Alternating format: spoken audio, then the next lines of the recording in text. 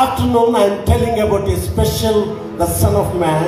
కానీ ఈ రోజు మధ్యాహ్నం నేను ఒక ప్రత్యేకమైన కుమారుడి గురించి మాట్లాడబోతున్నాను. He's called Jesus Christ. ఆయన పేరు నజరేయుడైన యేసు.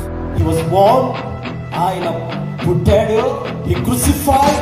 ఆయన్ని సిలువలో సిలువేశారు. He died. ఆయన చనిపోయాడు. And buried. Everybody like. ఆయన్ని అందరిలాగే సమాధి చేశారు. But on third day he rose up. కానీ మూడో దినాన ఆయన సజీవుడిగా లేచాడు. Jesus has been risen from the grave.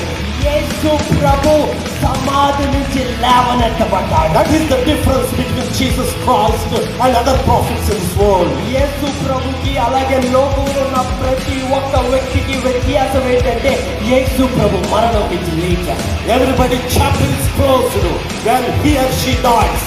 ఎంత గొప్పవారైనా ఎవరైనా మరణంతో వారి కథ ముగించబడుతుంది. It doesn't matter, he may be PM or CM, whoever may be, his chapter and she chapter would be closed when they die.